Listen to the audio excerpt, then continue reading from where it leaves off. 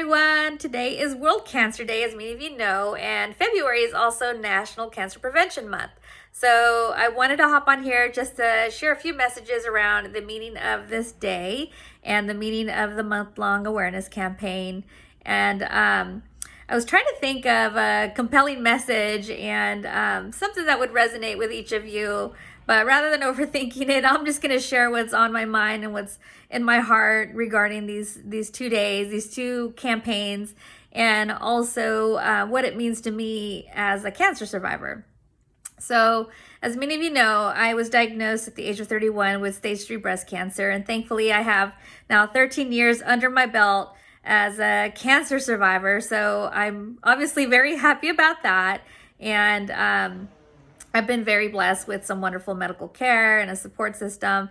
But, you know, despite having those things, those two very important elements that really did contribute to my overall health and wellness and continued survivorship, cancer was very lonely and isolating. And I tried my best to protect my family by not sharing what was scary for me, or my fears, concerns, my aches and pains. I just didn't want them to worry. And so for me, I bottled it up inside, and it was so hard.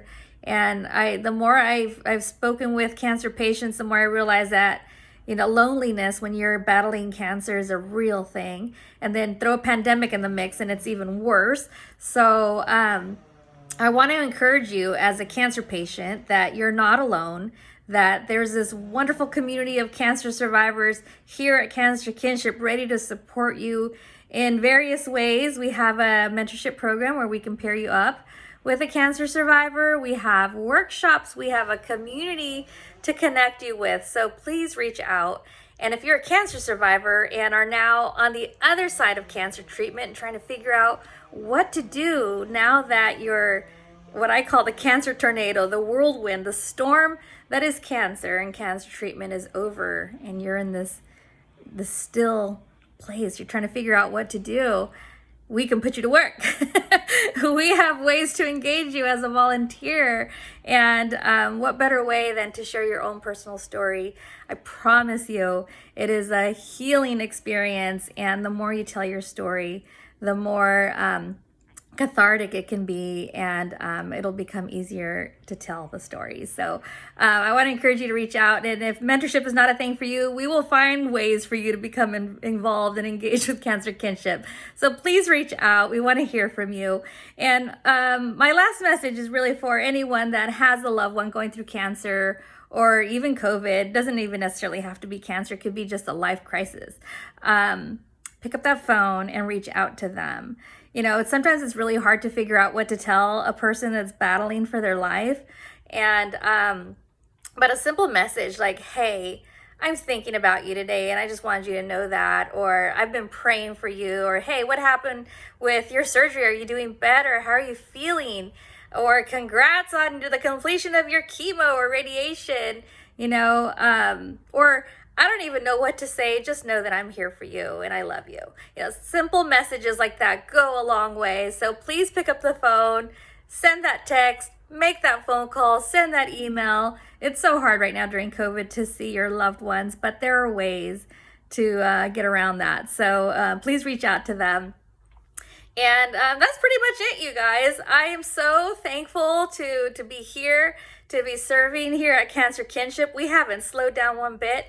And the only reason why we've been able to do what we do during COVID and now into this new year is because of our wonderful supporters, our donors, our volunteers, of course, our Executive Advisory Council, our partners, our community partners. And we lean on time and time again to connect our clients to resources such as rental assistance and food and legal and domestic violence support, you name it. If you knew what type of phone calls we received here, you would be shocked probably, but also it would raise awareness to the various and diverse needs that our cancer community has and what they're going through. So again, this is a blessing for me to serve in this capacity. I look forward to sharing a little bit more about what we do at Cancer Kinship as we grow as an organization. And yeah, that's pretty much it. One last thing on screenings, because of course I keep saying that's it, but then I have more to share. So hang on, you guys, bear with me. A little bit on cancer screenings. So cancer screenings have dropped tremendously during COVID, obviously, because, you know, things were shut down and telehealth transitions created some delays, and but things have been opening up and screenings are available now. And there's this growing concern in the cancer community, the cancer serving community, is that individuals are going to be that are screened too late are going to have later stage cancers, which then will require some surgeries and treatments and a lot more pain and suffering and possibly even death, which I really don't even want to talk about so much today, but that is a real threat and a real concern. So you guys, if you haven't had your screenings and it's time, or if you haven't begun your screenings and need to schedule your screenings, please get them done.